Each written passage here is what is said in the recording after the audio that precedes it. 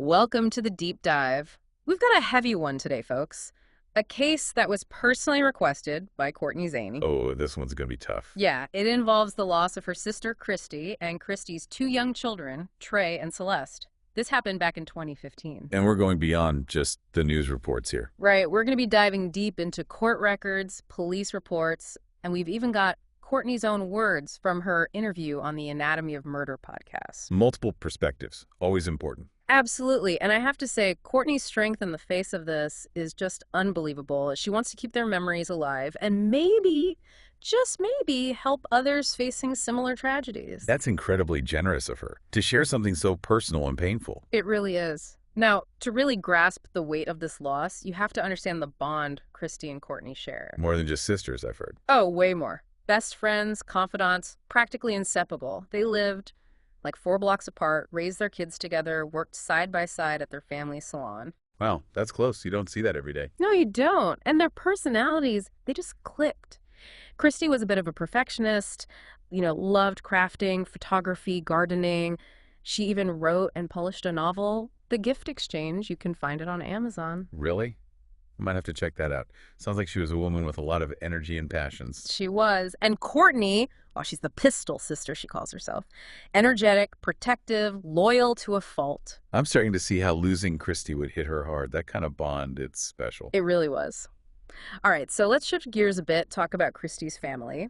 She and Timothy, her high school sweetheart, they married young. They were pretty low-key, small gatherings, quiet celebrations.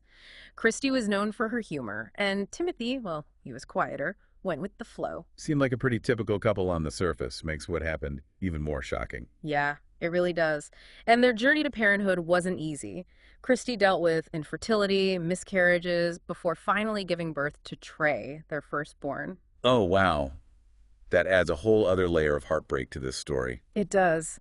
Trey grew into a compassionate kid, thoughtful, always looking out for others. He'd even befriend the kids who everyone else labeled as troubled.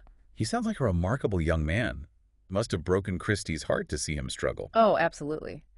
Then, 6 years later, along came Celeste, the little firecracker. A little sister, huh? I bet that shook things up. She brought a whole new energy to the family, that's for sure. Twirling around in her frozen dresses, melting hearts with her smile. Although she could give this look of death to strangers. Oh, I know that look. My niece perfected it around that age. It's hilarious and terrifying at the same time. Exactly. Okay, so picture this. Easter Sunday, just a week before everything changed. The whole family's at Christy's cousin's house. Perfect weather, kids hunting eggs, chalk drawings on the sidewalk, baskets overflowing with candy. Idyllic scene. The calm before the storm. Yeah. And then April 13th, 2015. It started like any other day for Courtney. She tried calling Christy like they always did, but no answer. And that's unusual for them. Very unusual. Hours went by, unanswered calls. That nagging worry starts to creep in. I can only imagine that feeling, the growing dread. That evening, Courtney had friends over, and still, nothing. Her friends were like, trust your gut, and by then she knew something was terribly wrong. That gut feeling, it's powerful. She drove straight to Christy's house, and what she found, it was chilling. What did she see? The house was closed up, curtains drawn, this eerie silence. Christy's car was in the driveway, but it was like the house itself was holding its breath. Oh, that's creepy. Like something was off, but you couldn't quite put your finger on it. She banged on the side door, nothing. Just that stillness. Called her cousin, who lived across the street. They started banging on windows, hoping for any sign of life. Silence. So scary. Must have felt like a nightmare. Courtney called the police. 6:50 p.m., the first cruiser pulls up. 2 officers, cautious, approaching the house. They knock, pound on the door, and then it opens. Someone's home. After all that. Timothy's standing there, dazed, almost bewildered. Bewildered. Not exactly the reaction you'd expect. The officers, they sense something's not right, insist on seeing Christy and the kids. Timothy lets them in. Courtney's across the street, watching, heart pounding in her chest. Oh man, the tension. What's going on inside that house? More police cars, ambulances, but no flashing lights, no sirens. They start taping off the street, and it hits Courtney. This isn't a rescue mission. It's something far worse. And then, the news that just shattered her world, Timothy confessed. He admitted to the police that he killed Christy, Trey, and Celeste. Oh my God. He just admitted it. Right there. He did. The details, they're just awful. Timothy strangled Christy first, then suffocated Trey and Celeste. He actually used a USB A cable. USB cable, that's unexpected. It gets worse. After he killed them, he placed a Lego in Trey's hand and tucked all three of them into bed. Oh, God. That's disturbing. What was he thinking? It's a question that haunts you. Like, was he trying to pretend it never happened? Maybe. Or maybe it was some kind of twisted attempt at peace, I don't know. And here's the thing that makes it even harder. There was no clear motive. No obvious reason. That's tough. Makes it harder to process for sure. Yeah. They did have some financial problems. Timothy's work history was kind of shaky. Financial stress can put a huge strain on a marriage, but is that enough to explain this? Right.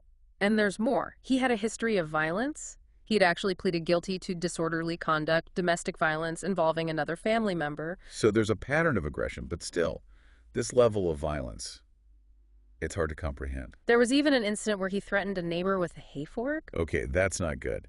But even with those incidents, it doesn't fully explain killing your entire family. It's a puzzle, that's for sure.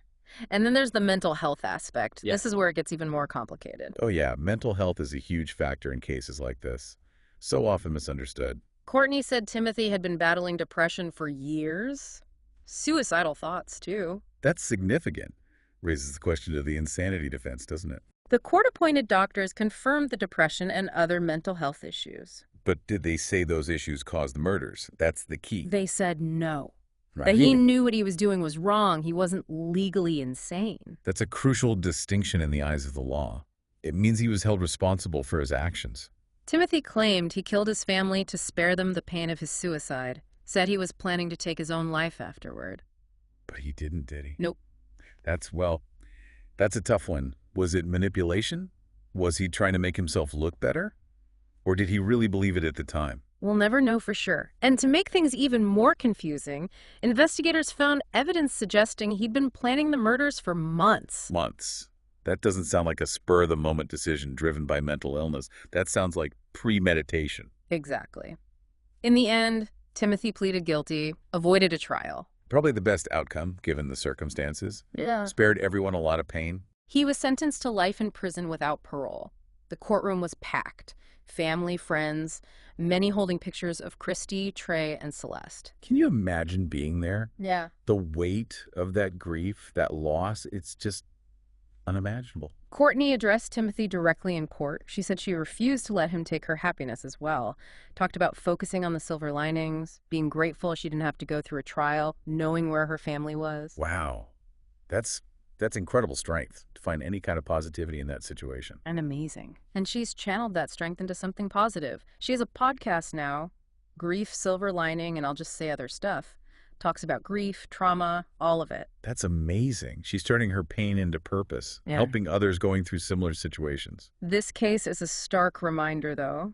A reminder about mental health, domestic violence, all the warning signs we often miss. Absolutely. We need to be more aware, more supportive, create a culture where people aren't afraid to ask for help. We need to talk about these things even when they're uncomfortable, because silence only makes it worse. We all have a role to play in preventing these tragedies. We can't forget Christy, Trey, and Celeste. Their story needs to be told, needs to be heard. And we have to remember Courtney's strength.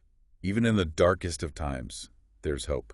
There's always hope. It's hard to believe, Trey would be 17 years old today, and Celeste, 11, gone. Just kids. It's hard to wrap your head around that kind of loss. Courtney said the thing she misses most, the thing that really gets her, is the thought of growing old with Christy, sharing those milestones, making new memories. It's the stolen future, isn't it? All those moments just gone. You read through their obituaries and you get these little glimpses into who they were. Trey loved dinosaurs, wanted to be a paleontologist. A kid with big dreams is heartbreaking. And Celeste, full of energy, that smile that could light up a room. She loved pink and purple, everything frozen. And she was convinced Princess Celestia from My Little Pony was named after her. Oh, that's adorable. They sound like they were amazing kids. And Christy, their mom, she was the heart of that family.